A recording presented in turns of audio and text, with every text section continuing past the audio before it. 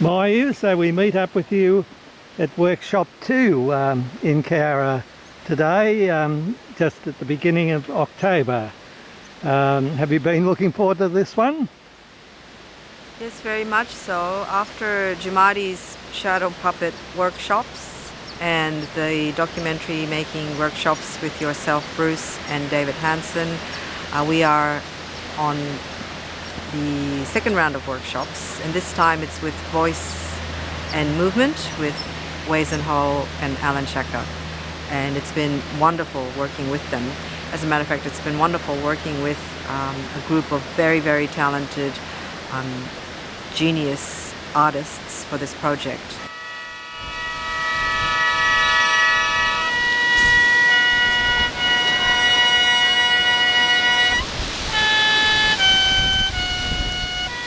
What you hear becomes a part of you. Speechly, Marathi, Taylor, Ligio, Nunnu, 2013, Fighting, Night, May. Well, Weizen and Alan I've known with other projects that I've worked with them. They're very spiritual people, very intellectual people, and also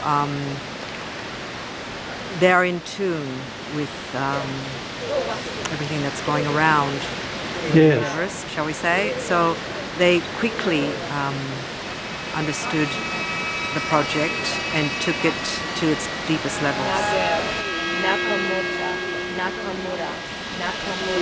Alan, I've been most impressed with your workshops. Could you tell me a little bit about them? Sure. Well, my partner Weizen and I have been invited by Mayu Kanamori, a friend and colleague, to teach or lead movement and voice workshops here in Cowra during the school vacation. So it's for teenagers and any interested adults. And we were going to possibly teach separate movement and voice workshops, but especially Weizen's philosophy is that movement and voice production are not separate. So we combined to lead together.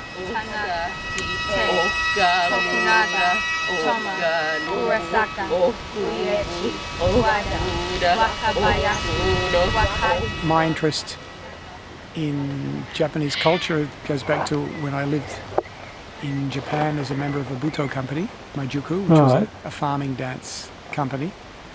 And before that, I, many years ago, studied Aikido, practiced Aikido. So yeah, I have a bit of an interest in Japanese culture, and this project is essentially about the, apart from wishing to impart new skills to young future artists, is about the Japanese civilian internments here in Cowra. And it's a history most people, including myself, are not aware of. And it's I'm from a Jewish background, so the idea of people being detained because of their race, even within their home country, is very pertinent for me, because my grandparents were murdered in concentration camps in Germany. And my mother was a Kindertransport child from Germany to England. So I kind of resonate with the idea that Japanese, because of their country of origin, and perhaps just because of their identity, perhaps they weren't even Australian citizens, I'm not quite sure, were detained elsewhere, and then after being buried where they had died in internment camps, were later brought here to form one Japanese cemetery. But at the moment this is called a Japanese war cemetery, as opposed to identifying the civilian internees as a distinct group. So we've got these two strands of wanting to impart an awareness to the youth, of wanting to identify personal histories that may resonate with the notion that anybody, a civilian, might be detained and their lives turned upside down. and this art making process being the means of the language being used. So here trying to find histories, emotions, sounds that the body can produce that can both talk about one's own personal history and then perhaps can be evocative here in this cemetery location.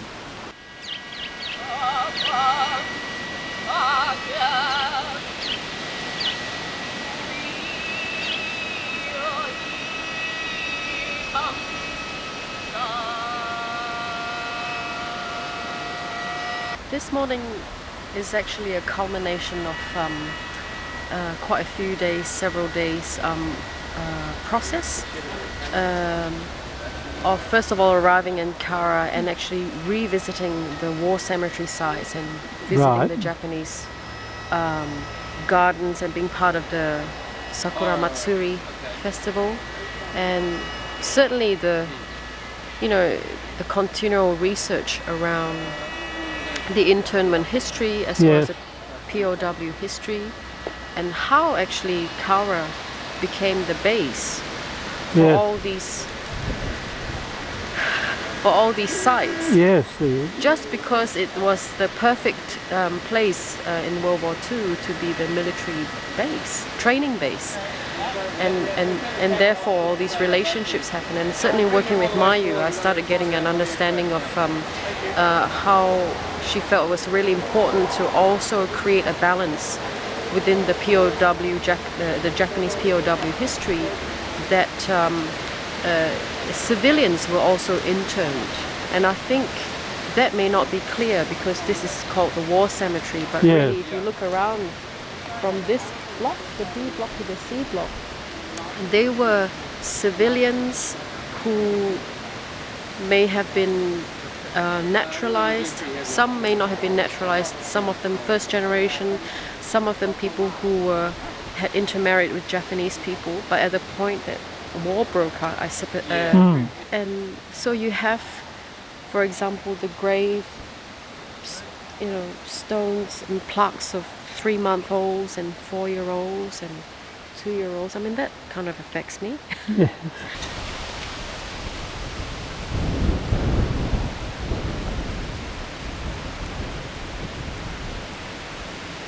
How we tried to develop the workshop, I mean, the intention around that was to, first of all, even though the greater context was about the internment civilians' history, we wanted to be able to access personal histories and make a connection there, and therefore bring it together in an interrelationship with the people who are buried here and their personal history. So that's really what we tried to move into. We had exercises that kind of allowed an opening of the voice. We're shooting in very dark situations, and we don't usually use that unless it's very necessary because it creates, what happens to the image?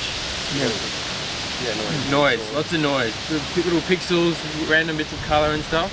So I've David, we meet again, and it's work. We do meet again. Yes, it's workshop too, isn't it? It is workshop too. It's a pleasure working with you as well. Oh, with you too, and all your knowledge. It's gone very well. I've only been able to attend for one day, but have you been pleased with it? Very pleased, very pleased. We've been working with Weizen and Alan, two wonderful performance artists who have devised the piece with some of the Kara students. And we were filming that today, and it went very well. Some very interesting things, and we had a wonderful musician as well attend.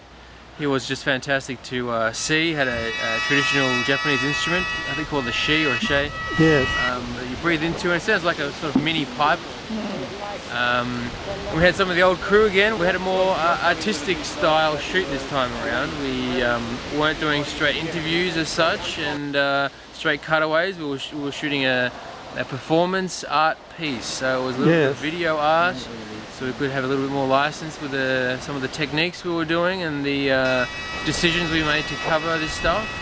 It was really interesting, and it was great to be part of. Yes.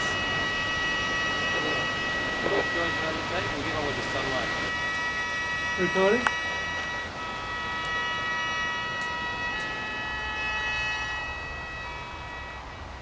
David, what's this lens going to give us as opposed to the previous one we had on there? This lens is going to give us greater distance. Right. So we'll be able to get in closer to the action without physically needing to get in closer.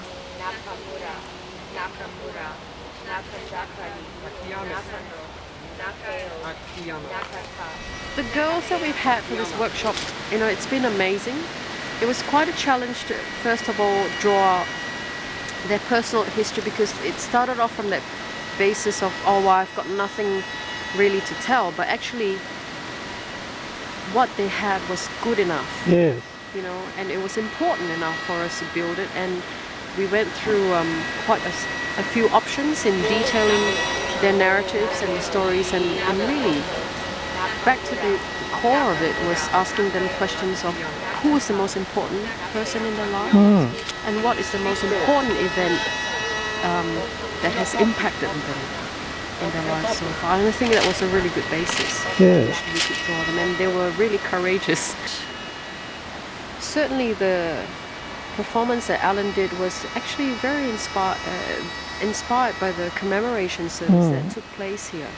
The wind was, you always get something that you have to work against. That's right, yeah, we're with the elements, totally outdoors for the entire day. We had wind and a bit of rain this morning that we managed to dodge, which was great. And plenty of sun and cloud, and sun going behind clouds, sun after clouds, so it was a lot of bright and dark and stuff. Yeah. But good for the students to practice their aperture. Oh, for sure. Now look at that tree. And I think everyone's realising it just doesn't fall together automatically. There's so many shots. The more shots you get, the better production, isn't it? That's right. The idea is that the person's going to run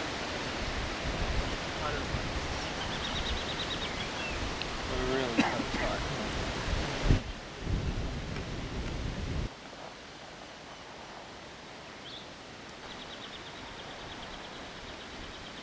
The symposium, when is that scheduled to come up? We have a symposium coming up in March, 6, 7, 8, 9 of March. Well, it begins, the pre-conference symposium dinner starts on the 6th, and then we have 7 and 8 for the symposium, and then the unveiling of the Civilian Internee interpretive board at the Japanese cemetery on the 9th. And the symposium is specifically about civilian internment in Australia during World War II. It's certainly something to look forward to.